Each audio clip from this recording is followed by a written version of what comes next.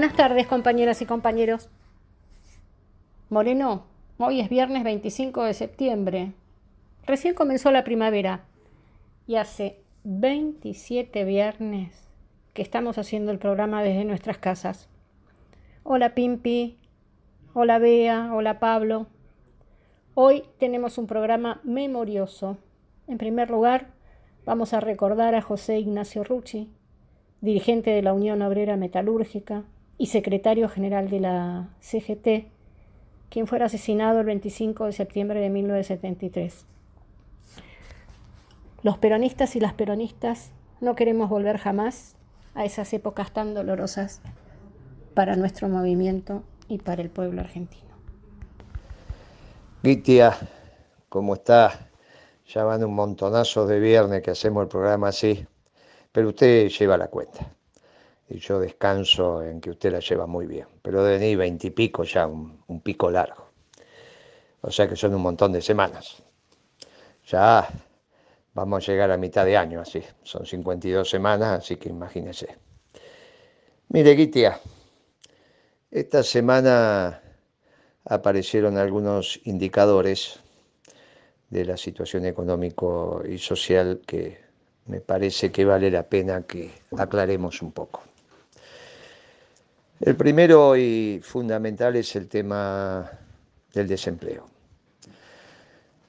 Informaron oficialmente 13.1 de desocupación, la tasa de desocupación. Es importante, pero hay un relativo crecimiento. Estábamos en el entorno del 10, es un 30% del índice, son 3 puntos más, un relativo crecimiento. Ahora, para conseguir ese indicador, lo que bajó notablemente es la cantidad de personas del pueblo argentino que tienen voluntad de trabajar. ¿Cómo? Y sí. ¿Y eso cómo se mide? Y por la tasa de actividad. ¿Y qué es la tasa de actividad?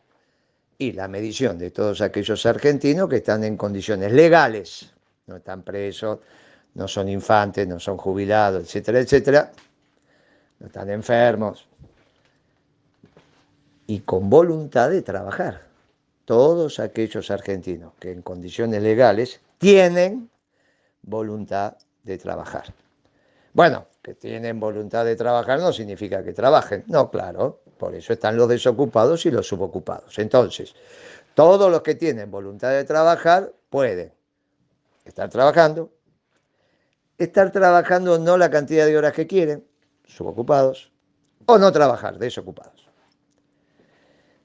Claro, ¿y cuánto es eso? En la Argentina va de 44 al 47%. Eso significa 44, 47 personas sobre 100 tienen voluntad de trabajar y están en condiciones de hacerlo. Claro, en general cuando la cosa viene mal, hay más gente con voluntad de trabajar. O sea, si el jefe o la jefa de familia puede pagar la olla, bueno, puede consensuar con el otro de que no trabaje. Ahora, cuando la cosa viene difícil, en general salen los dos a trabajar. Por eso cuando la cosa está difícil, hay más oferta de trabajo. Ahora la cosa está difícil, y sí, yo diría que está muy difícil, no hay nadie que pueda decir que no está muy difícil. Sin embargo, bajó mucho la voluntad de trabajar. ¿A cuánto? 38 personas cada 100. O sea, de 47 que teníamos a principio de año, cada 100 pasamos a 38. ¿Y cómo es esto que la gente no tiene voluntad de trabajar? Y es medio mágico. No solo hay crisis y supercrisis, o sea que pagar la olla está difícil, sino que encima no queremos trabajar. Es raro. ¿Qué está pasando? Claro, si en vez de decir que hay 38 argentinos cada 100 que están en condiciones de trabajar y tienen sus condiciones legales y su voluntad, decimos que hay 47, que esa es la tasa de actividad, 47%, como era el primer trimestre de este año, el índice de desocupación se nos va arriba del 29. ¿Cuánto?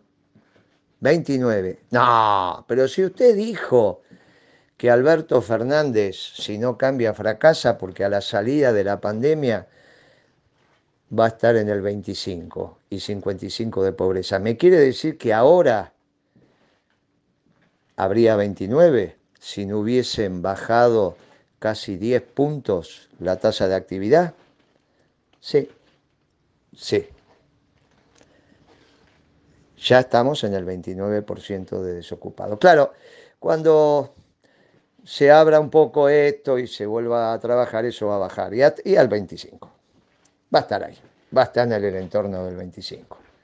Pero ahora estamos en el 29. Claro, si se anunciaba un 29 de desocupación.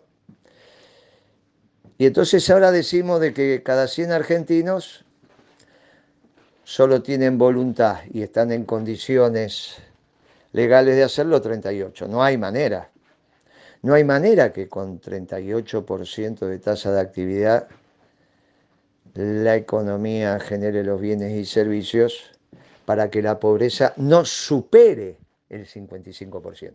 Porque como ya dijimos, no es un problema de plata, es un problema de bienes y servicios. Mire, yo humildemente digo que revisen ese indicador. Revísenlo, humildemente, porque es un lío. Como siempre pasa con estas cosas, se empiezan a dejar servidos los argumentos. Lo mismo pasó con la pobreza cuando empezaron a decir, no, Cristina dejó 30% de pobre y todas esas tonterías. Bueno, revisen esto. Alberto Fernández, revisá ese índice de pobreza que vos dijiste que dejó Cristina del 26,6, tan exacto, que manifestaste en la campaña, y revisá este índice de desocupación. Porque si lo revisás, quizás entonces podamos cambiar las políticas y finalmente entrar en el sendero de las políticas exitosas. Y si no, vamos por muy mal camino.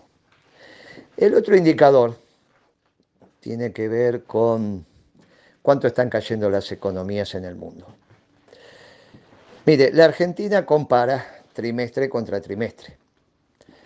Entonces, el trimestre abril, mayo, junio contra el mismo trimestre del año pasado da una caída del 16 y pico.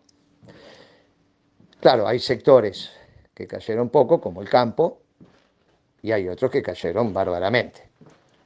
De todos los grandes grupos en los cuales se divide la oferta de la economía, como corresponde, el campo fue el que menos cayó, porque así debe ser, y comercio, y dentro del comercio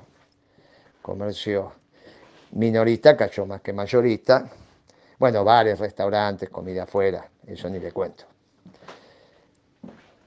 Pero hay que tener claro, cuando uno compara con otros países, que los norteamericanos, por ejemplo, no hacen eso. Comparan trimestre contra trimestre, pero lo anualizan. ¿Y cómo lo anualizan? Y bueno, anualizan ese indicador.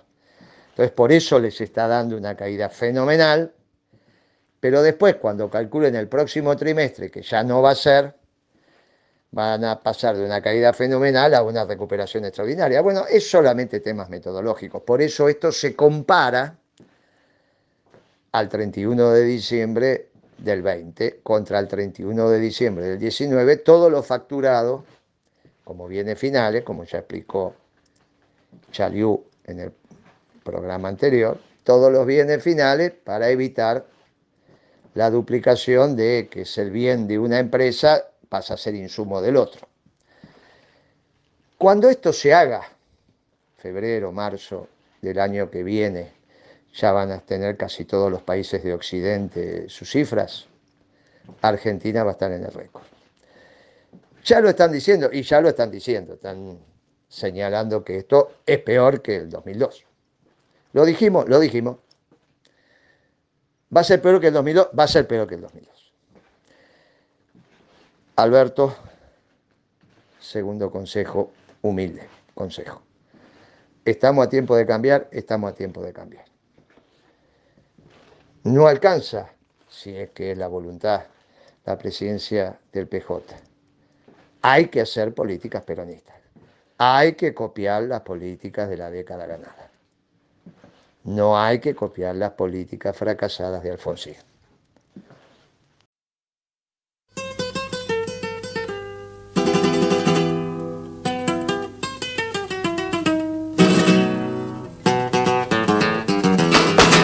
Una lágrima cayó en la arena, ahí en la arena cayó tus lágrimas. Pablo Chaliú va a continuar en la senda planteada en el programa anterior sobre la crisis financiera, va a referirse al Banco Central y a las fake news que circulan profusamente ante la falta de un plan y de un horizonte claro.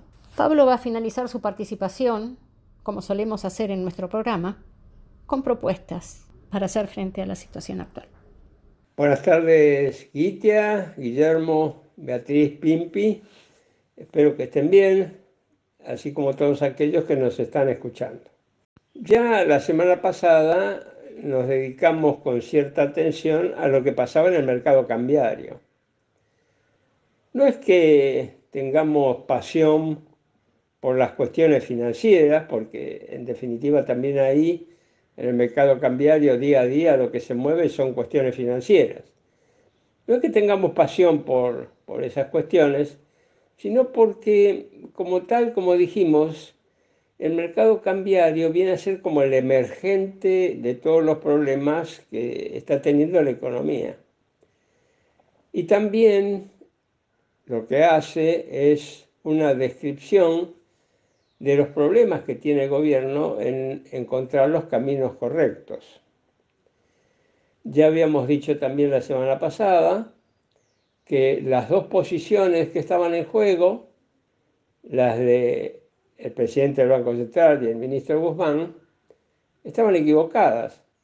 Por lo tanto, era un debate que no tenía sentido y tampoco tenía sentido ponerse a favor de una u otra posición. Las dos posiciones nos llevaban a profundizar la crisis. Se adoptó por el criterio de Pese, se impusieron más restricciones y también habíamos dicho, bueno, eso no va a solucionar el problema y efectivamente no lo solucionó. El Banco Central sigue vendiendo reservas, el dólar libre, blue, negro, como todo, llamémoslo como quiera, sigue aumentando, la brecha es muy alta y como el arsenal de medidas que se ha tomado no ha tenido éxito, entonces están apareciendo versiones, rumores, lo que se llama fake news o noticias falsas, sobre lo que estaría por hacer el gobierno frente a esa situación que no puede superar. En una de las conversaciones que he tenido con compañeros, han puesto algunas pseudoinformaciones que decían lo que ya sabemos, que se van a intervenir las cajas de seguridad, que no se van a dejar retirar los dólares del sistema bancario. Y yo les respondía, muchachos, compañeros, suficientes problemas tiene el país y tiene el gobierno como para estar inventando cuestiones que lo único que hacen es exacerbar aún más las expectativas negativas. No deberíamos prestarnos a esas pseudoinformaciones. Recuerdo que una de ellas era la voz de una señorita muy simpática, que por supuesto no se individualizaba, y que terminó diciendo vamos a estar peor que en Cuba, por todas las restricciones que pasábamos. Vuelvo a repetir, suficientes problemas tiene el país y tiene el gobierno para andar difundiendo noticias catastróficas. Pero también corresponde preguntarse, bueno, si es que aparecen estas informaciones y se difunden, ¿por qué sucede esto? Y de nuevo volvemos al principio. El caldo de cultivo por el cual estas fake news, noticias falsas, se propagan e impactan en mucha gente, es que el gobierno no acierta con las medidas a tomar. Y no acierta porque es como si estuvieran mirando las cuestiones con anteojeras. Y el mercado cambiario no se puede mirar con anteojeras en el sentido de ver exclusivamente lo que está pasando en el mercado. Hay que mirarlo con amplitud, porque como ya hemos dicho, el mercado cambiario es como el emergente de todos los problemas de la economía, porque tiene ahí un precio que es libre, que es el del mercado negro, blue o como lo queramos llamar. Todos los demás precios no tienen la importancia que la cotización del dólar, pero además están congelados y es fácil, por ejemplo, controlar durante un tiempo el precio de un artículo, pero es muy difícil controlar el precio del dólar paralelo, negro o libre, como ya hemos visto. Miren, el gobierno se equivoca en sus medidas, en el diagnóstico, y se equivoca también, como dijimos la semana pasada, al proponerle al país un crecimiento realmente mínimo. Creo que algunos se sorprendieron cuando alguna vez yo caractericé a la política económica como minimalista y precaria. Pero bueno, ahí tienen ustedes los pronósticos sobre el crecimiento del producto en los próximos años, son mínimos. Están en la corriente minimalista, no porque el país no pueda crecer más, sino porque es el gobierno el que se lo plantea que sea así. Y aquí tendremos que volver a plantear qué es lo esencial que debería estar haciendo el gobierno en este momento. Pues convocar a la sociedad para poner al país en marcha. Porque eso no va a ser el resultado de un plan que no se tiene o hay solamente los rasgos. No va a ser el resultado de 5, 10, 20, 30 funcionarios que se ponen a pensar, a hacer números o establecer estimaciones o hacer negociaciones con el Fondo Monetario. Es tan grande la crisis que tenemos que afrontar los argentinos, que la única forma de solucionarla es convocarnos a todos en ese esfuerzo. Y si verdaderamente tenemos un gobierno peronista, que lamentablemente no lo tenemos, es lo primero que debería hacer. Establecer el plan, porque no se puede convocar a los argentinos si no sabemos a dónde vamos y cómo vamos a ir donde queremos ir. Previamente tenemos que tener el plan, pero inmediatamente tenemos que convocar al esfuerzo de trabajadores, empresarios, amas de casa, a toda la sociedad, a que todos juntos nos pongamos de pie y superemos la crisis.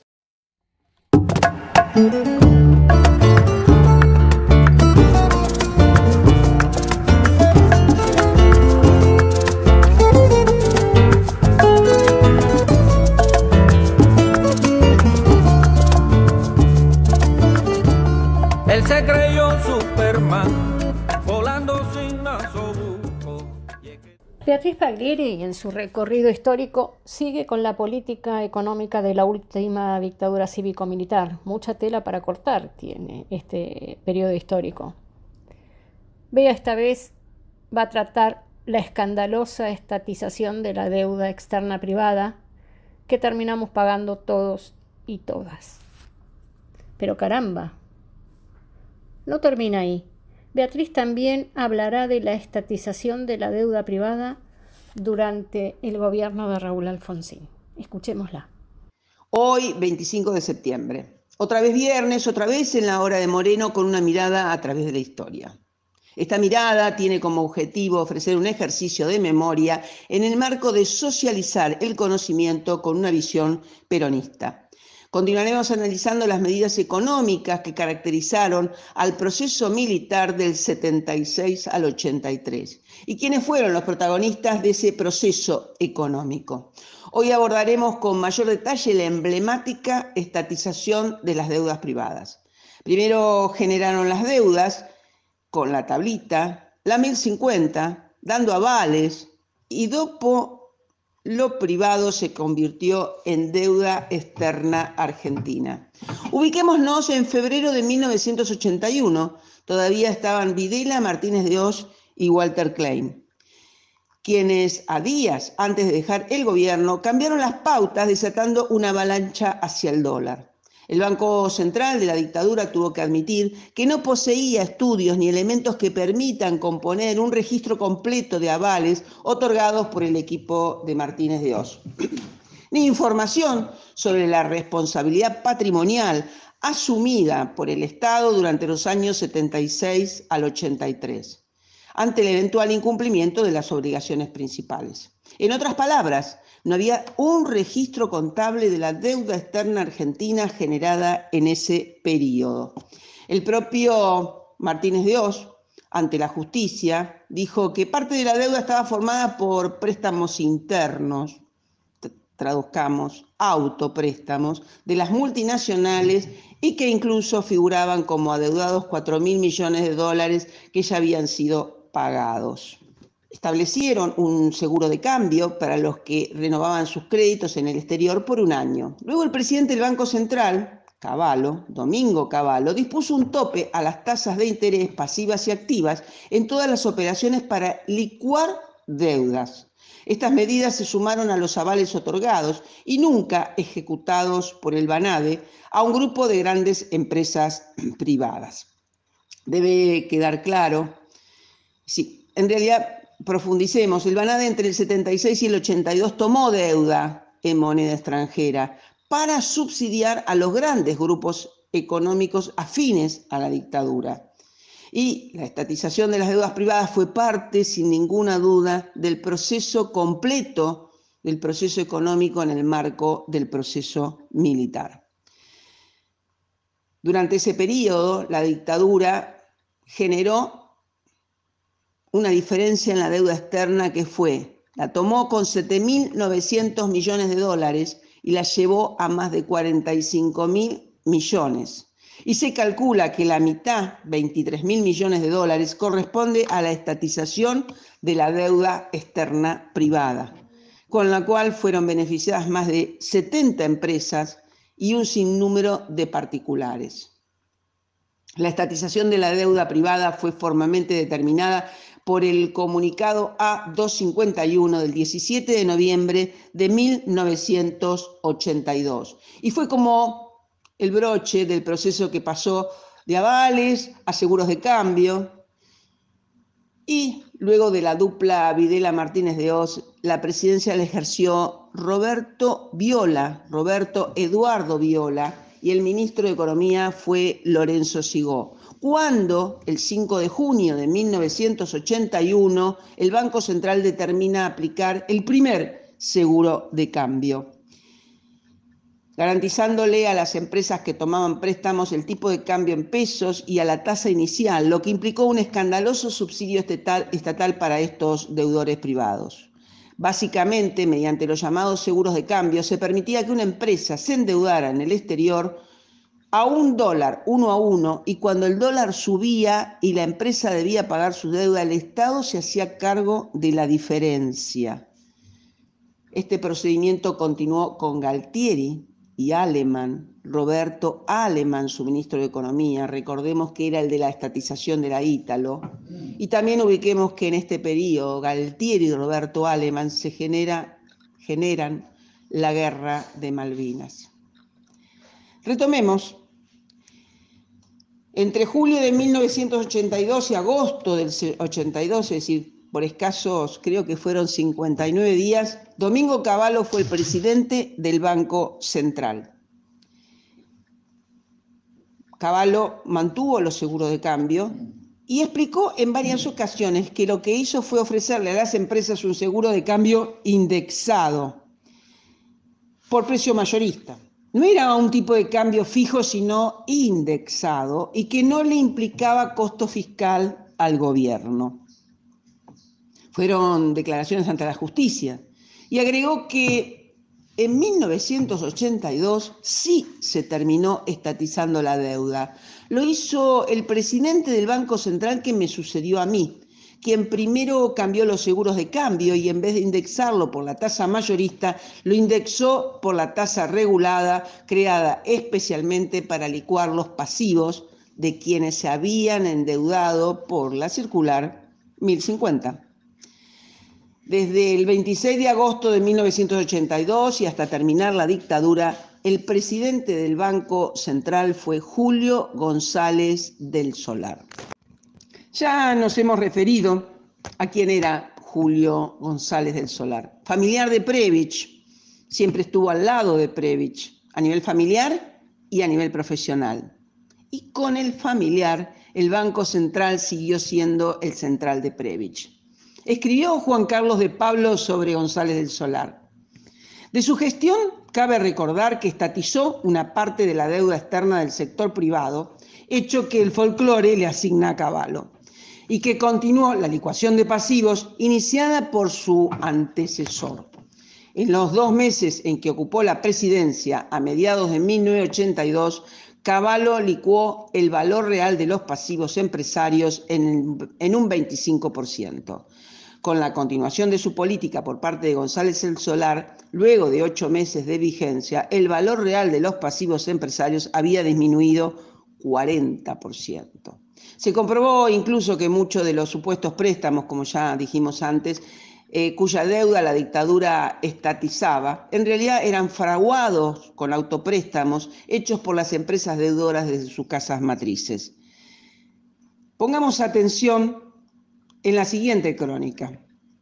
El Estado se hizo cargo de esta deuda, primero a través de los avales, luego de los seguros de cambio y por último con la estatización de la deuda privada decidida durante el gobierno de Raúl Alfonsín en 1985, en julio de 1985.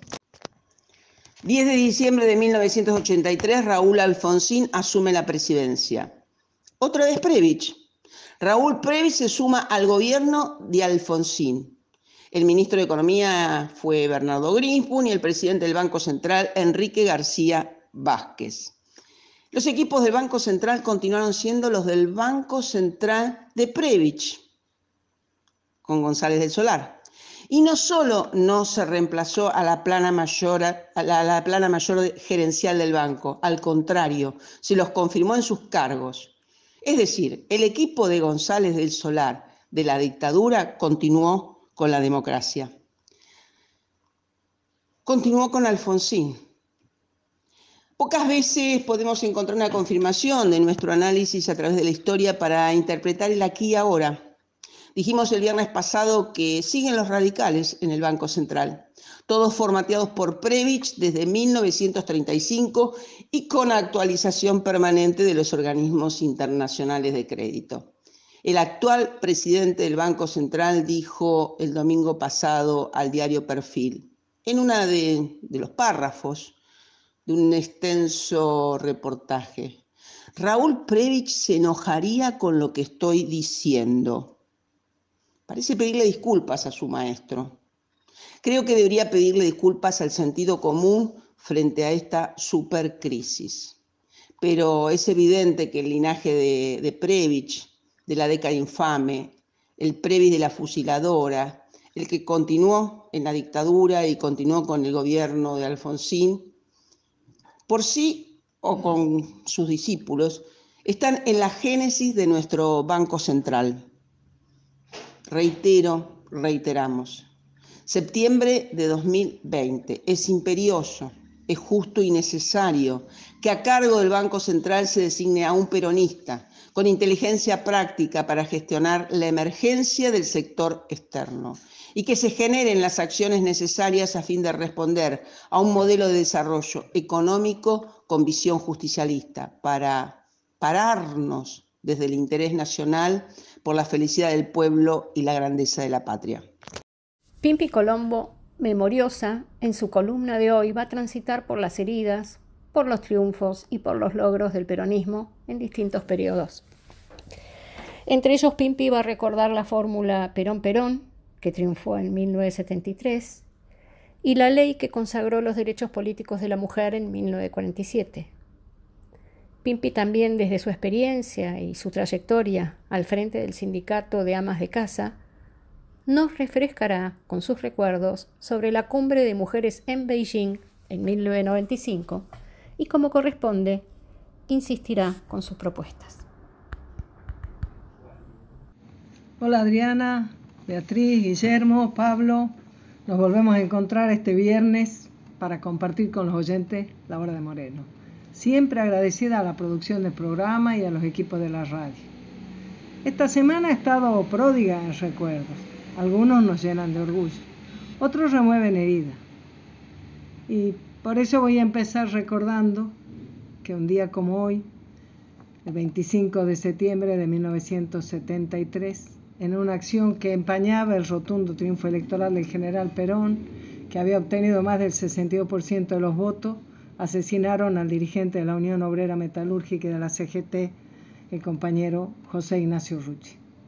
Desde aquí, desde este programa, desde nuestro lugar, quiero reiterar lo que en aquel momento dijimos y sentimos. El ataque a cualquier compañero dirigente sindical lo sentimos como propio. El ataque a cualquier compañero del peronismo lo vivimos como propio. Y una acción tan próxima a Perón no vale menos que nuestro rechazo. Hoy volvemos a expresar nuestra solidaridad con el movimiento obrero organizado y, por supuesto, con la familia Rucci. Pero también esta semana hemos tenido recuerdos importantes. Nos hemos acordado que precisamente en un día tan rico en experiencia y recuerdo como fue el 23 de septiembre, pasaron muchas cosas. En el 73 fue el día en que el líder de nuestro pueblo se reencontraba con el rol que nunca debió perder, que era el de conducir los destinos de la patria. Fue una fiesta popular tan merecida, tan extrañada. La fórmula Perón-Perón más que duplicó a la fórmula del radicalismo. Empezaba una etapa que, como bien decís vos, Guillermo, siempre se caracterizó porque el peronismo es el responsable de las grandes alegrías de nuestro pueblo. Pero también nuestro pueblo ha tenido el durísimo dolor de perder su referente más amado. Primero fue Eva, después fue Perón el 1 de julio del 74 y hace 10 años fue la muerte de Néstor. Y yendo más atrás en nuestra historia, también fue un 23 de septiembre cuando Evita, en esa tarde extraordinaria, reuniendo a miles de mujeres, entregaba el texto de la ley que consagra los derechos políticos de las mujeres, promulgada por Perón. Mujeres que tantos años habían esperado que esta ley se tratara, que demoró un año entre que se discutiera en el Senado y se aprobara en el Senado de la Nación y pudiera tratarse en diputados. Esta semana han circulado videos de aquella época que muestran los debates. Si no fueran tremendos, serían hasta graciosos.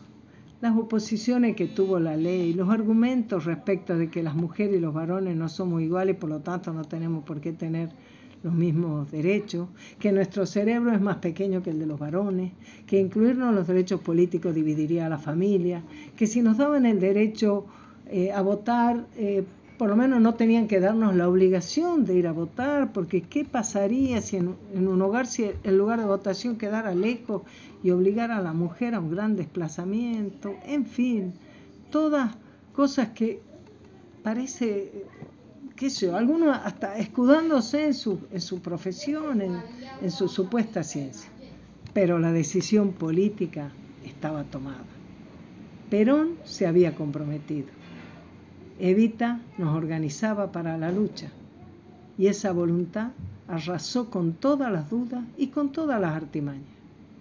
El 23 de septiembre de 1947 la Ley 13.010 fue promulgada y sabemos y tengamos claro que a partir de ahí no solamente que tuvimos derecho a votar, fueron los derechos políticos de las mujeres, nuestro derecho a ser elegidas.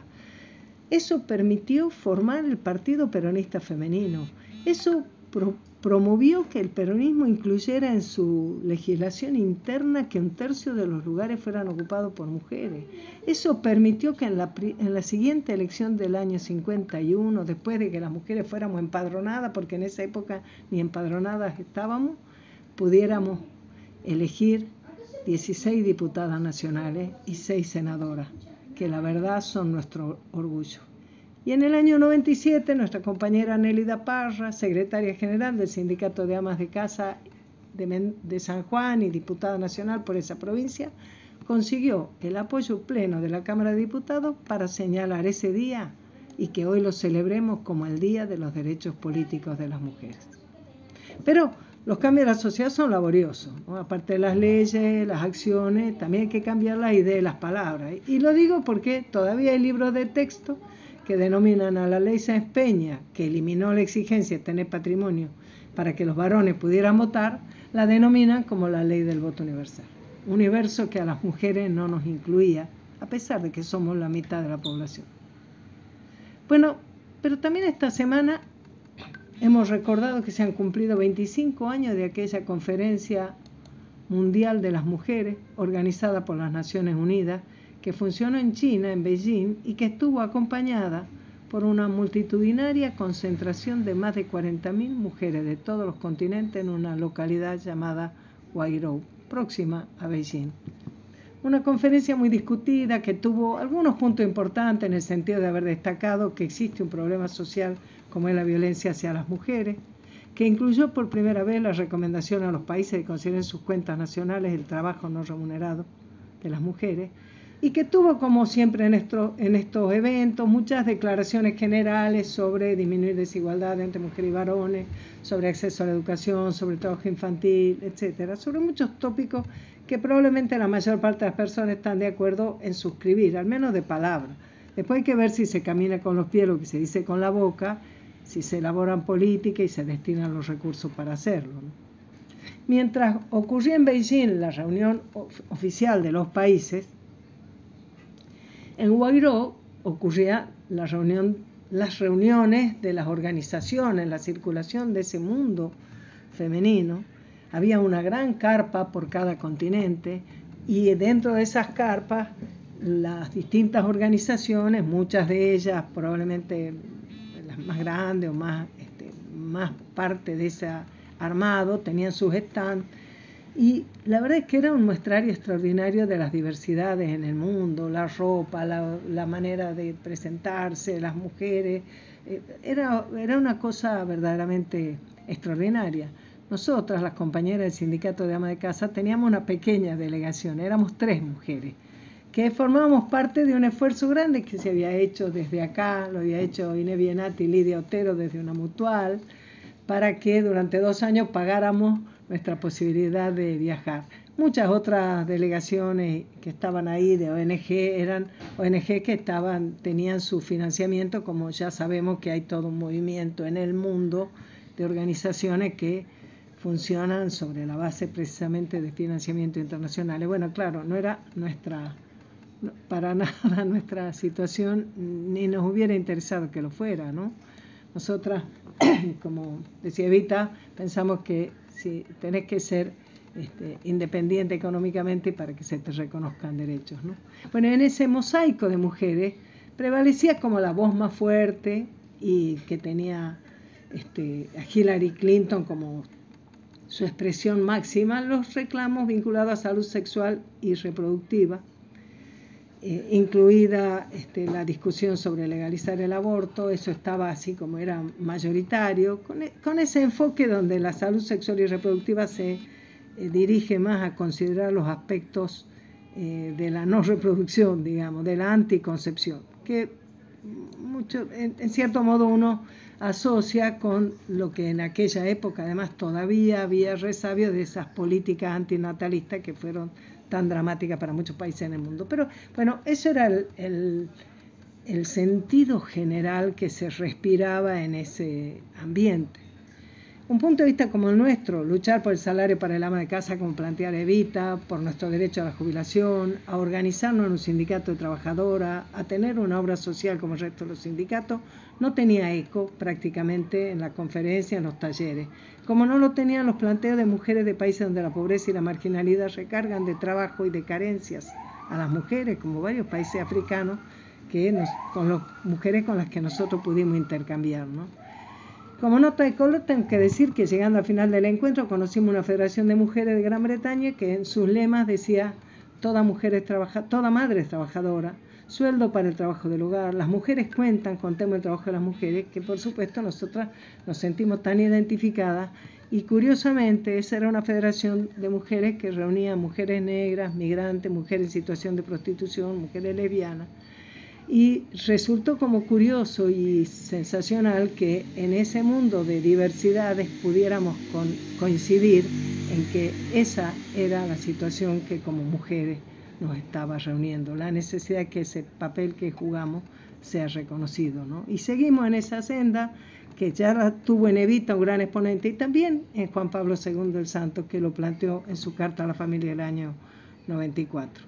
Y pensamos entonces que no se puede dudar que ese trabajo cotidiano merece ser reconocido, valorado y por lo tanto remunerado. Y eso es lo que le decimos al Ministerio actual de las Mujeres, que ha instalado la discusión muy importante sobre el tema de la política de cuidado, y le decimos que tenemos que pasar de las palabras a los hechos. Bueno, amigos, nos encontramos el próximo viernes. Un abrazo.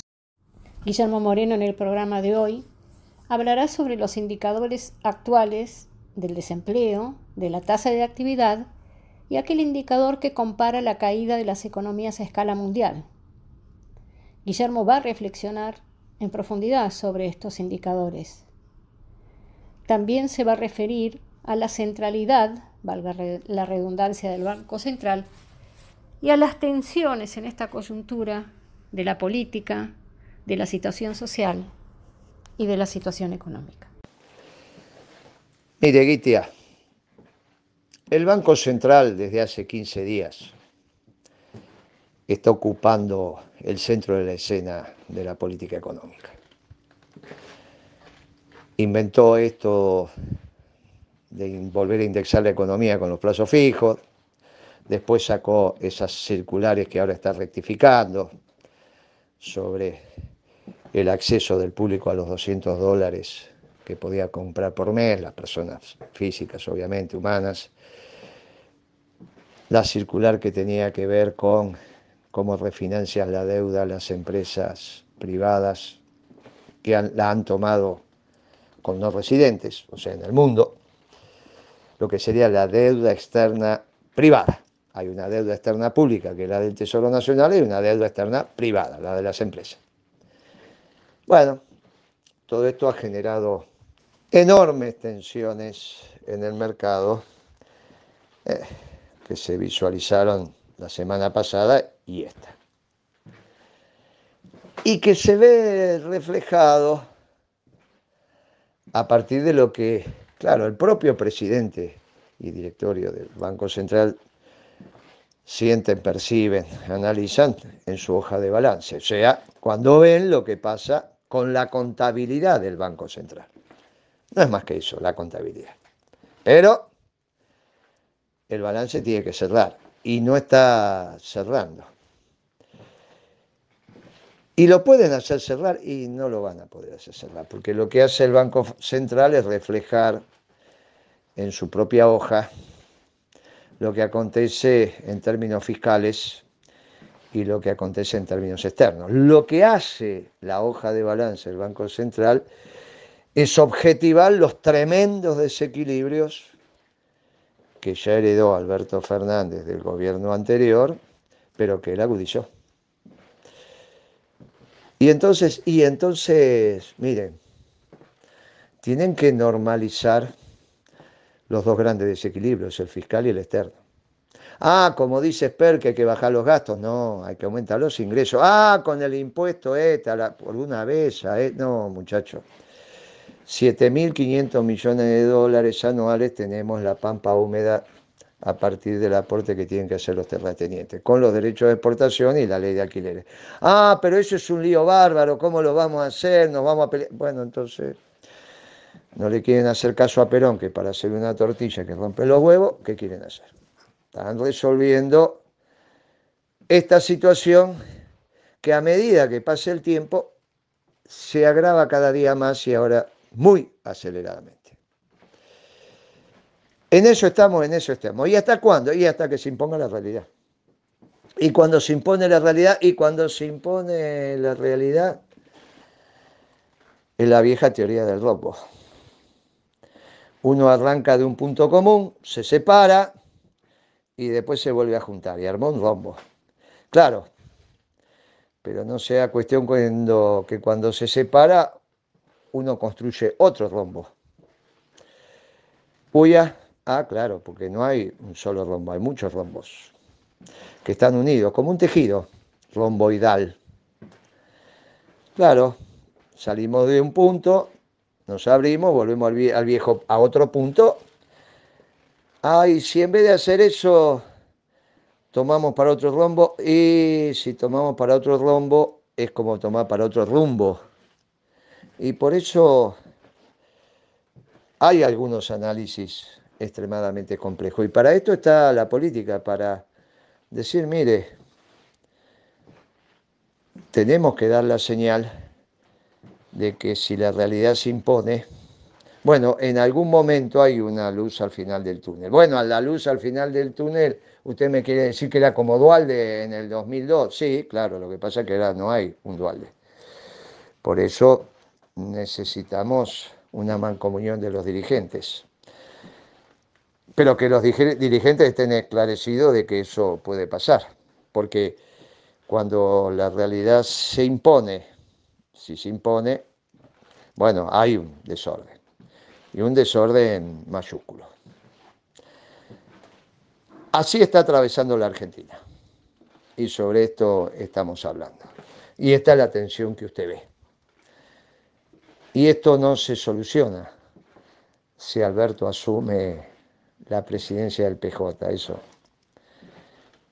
Mire, esto no se soluciona ni con Alberto asumiendo la presidencia del PJ, porque eso no implica la conducción del movimiento nacional justicialista, y Alberto no va a ser el jefe del peronismo, será el presidente del PJ, si es que lo es, pero no el jefe del peronismo, ni se soluciona haciendo brujería desde el Banco Central. Esto se soluciona con política económica peronista, copiando lo que se hizo bien, entre ellos los equilibrios macroeconómicos, y se copia organizando el movimiento nacional justicialista y aplicando las políticas que la sabia doctrina del movimiento permite a partir de su comprensión al definir los mejores planes, programas y proyectos para administrar la cosa pública teniendo al bien común. Eso es el peronismo en acción. Así se soluciona. Hasta el viernes. Bueno, Moreno, ¿qué temas en el programa de hoy? La centralidad del Banco Central atravesó las columnas del programa, la suya, la de Pablo Chaliú y la de Beatriz Paglieri. Y es por eso que yo insisto en que en ese sentido tenemos propuestas desde una visión peronista. Que el directorio del Banco Central se conforme con representantes de los trabajadores y de los empresarios para determinar la política monetaria y financiera. Por otro lado, Pimpi recordó en el programa de hoy los derechos políticos de la mujer durante el peronismo, la participación de la mujer en la política, en el Partido Peronista Femenino, en las listas como candidatas. Recuerdo aquella consigna que dice: Perón cumple y Evita dignifica. Pero ve usted, Moreno, cómo ha sido invisibilizado el peronismo y el rol de la compañera Evita en la participación de la mujer en la vida política y social de nuestra patria. Entre otros, en el reconocimiento al trabajo del ama de casa, como siempre recuerda Pimpi. Perón y Eva cristalizaron en ese entonces, en la gestión de su gobierno, políticas de Estado dirigidas a la mujer. Pimpi decía en su columna que se presentó como un hito para la democracia argentina a la ley Sáenz Peña y, de manera imprecisa porque no fue universal, mientras se invisibilizaron los logros alcanzados durante los gobiernos peronistas. Lo mismo ocurrió con la presentación de la reforma universitaria de 1918 como un hito en la democratización de la universidad pública, invisibilizando la importancia que tuvo en la accesibilidad y por lo tanto profundización de la democracia a partir de su aprobación, la Ley de Gratuidad Universitaria durante el peronismo en 1949, y ni hablar de la Universidad Obrera. Así es como quienes escriben la historia de manera hegemónica, la historia de las instituciones de nuestro país, fueron construyendo a los radicales como los artífices de la democracia. Mire usted qué cosa. Del peronismo ni se habla. Bueno, Moreno, finalmente usted habla de sentido de realidad. Habla de realidad que se impone.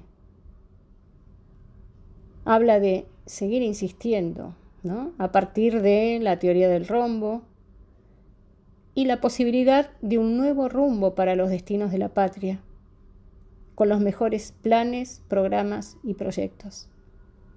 Ojalá que en esta primavera sigan floreciendo las flores. Bueno, hemos llegado al final de este programa del viernes 25 de septiembre. Un buen fin de semana para todos los compañeros y las compañeras.